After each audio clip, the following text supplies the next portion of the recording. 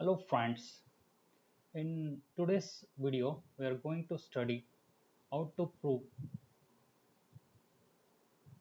Pythagoras theorem. Okay, this Pythagoras theorem we are going to study from class 10th mathematics and from unit triangles, and I am Jyotikumar M.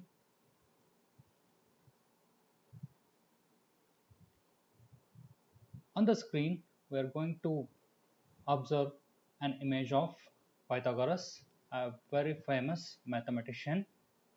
Then let us move on to statement of Pythagoras theorem. Pythagoras theorem states like this: in a right triangle, the square of the hypotenuse is equal to the sum of the squares of the other two sides. In the statement, we are having a concept of hypotenuse. Then, what is the meaning of a hypotenuse? Friends, it's very easy to memorize. A side which is opposite to right angle is called as hypotenuse.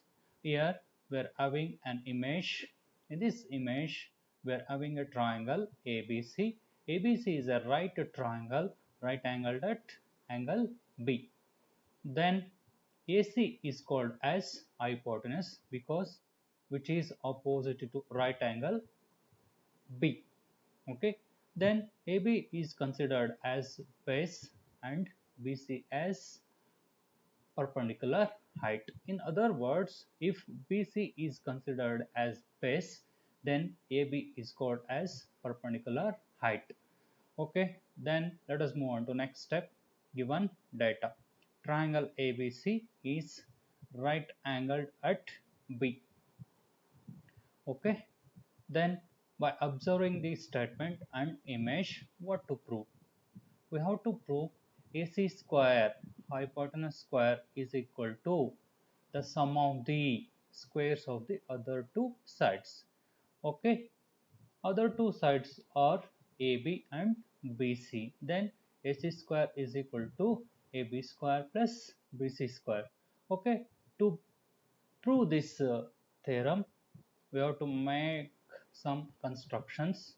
Okay, for this triangle ABC, here we have to construct a line segment from right angle B to the opposite side AC, and the line segment is called as PD, which is perpendicular to the side AC.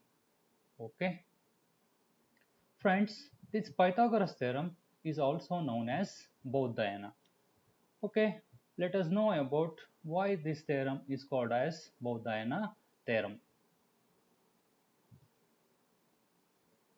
Here we are having an image of Bodhayana. The above theorem was earlier given by an ancient Indian mathematician Bodhayana about 800 BCE in the following form. Okay, according to Bodhayana, the Pythagoras theorem is also stated like this: the diagonal of a rectangle produces by itself the same area as produced by its both sides. That means length and breadth. To understand this statement, let us consider an image. In this image, we are having a rectangle ABCD. In this rectangle, AB is considered as length, BC is considered as breadth, and AC is considered as diagonal. A diagonal can be stated like this: a line segment which is going to join non-consecutive points is called as diagonal. Okay, here we are having two diagonals, namely AC and BD, but we are going to consider only one diagonal as AC. Okay, to prove this statement, let us consider length of the AC, diagonal AC, as C units, and measurement of length AB as A units, and measurement of breadth BC as B. If we are able to construct a square on the diagonal AC by taking AC as base, then area of this square is always equal to C into C, because we already know that in a square all four sides are equal. Then again, if we are able to construct a square on the length by taking AB as the base, here also area of the square is equal to A into A plus area of the square which is constructed by taking BC as the base is equal to B into B. Then C into C becomes as C square is equal to A into A becomes as A square plus B into B becomes as B square. That's why for this reason Pythagoras theorem is sometimes also referred to as the Pythagorean theorem. Let us move back to our original theorem. Okay, we are constructed a perpendicular to the side AC and we called it as BD. And we already know that if a perpendicular is drawn from the vertex of the right angle of a right triangle to the hypotenuse, then the triangle on both sides of the perpendicular are similar to the whole triangle and to each other. According to this statement, after constructing a perpendicular from vertex of the right angle to the hypotenuse, this perpendicular is going to divide the given original ABC triangle into two triangles, namely ABD and CBD. Then these two triangles, the newly constructed two triangles ABD and CBD are actually similar, and also ABD is similar to the given original triangle ABC and CBD is also similar to the given original triangle ABC.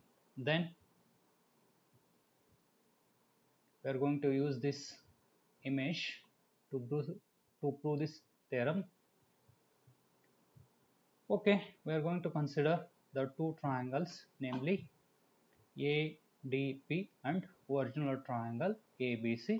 If these two triangles are similar, then their corresponding sides are in the same ratio. That means from triangle ADB, AD by AB, that means base by hypotenuse is equal to from triangle ABC, base AB is considered as base by AC, that means hypotenuse. Okay, after cross multiplying this equation, we will get AD into AC is equal to AB into AB. That means AD into AC is equal to AB into AB becomes as AB square, and call this equation as equation number 1. After that, consider another set of triangles. That means triangle CBD and the given original triangle ABC. Here also the triangle CBD and the original triangle ABC are similar. If they are similar, then their corresponding sides are in the same ratio. Then from triangle CBD or BDC, CD, that means CD is considered as base by BC, that means hypotenuse is equal to from triangle ABC, ABC, BC.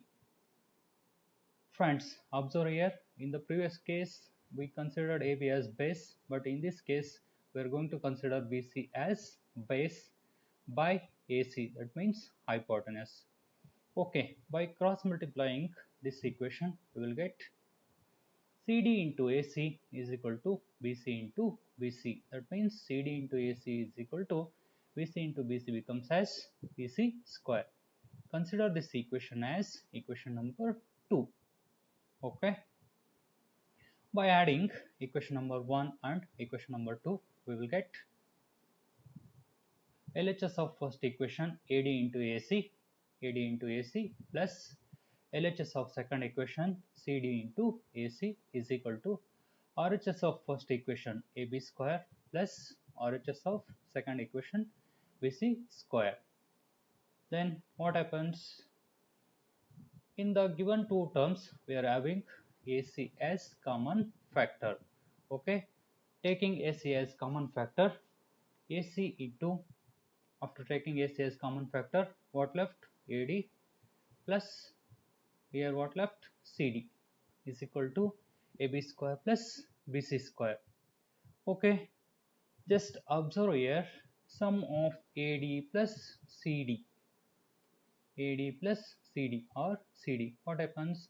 Sum of line segments AD and CD becomes whole line segment AC. Okay, so AC into, apart from AD plus CD, we are going to return as AC is equal to AB square plus BC square. Okay, AC into AC, what happens? AC square is equal to AB square plus BC square. Hence the proof of Pythagoras theorem. Okay friends, this is all about Pythagoras theorem. Okay, thank you.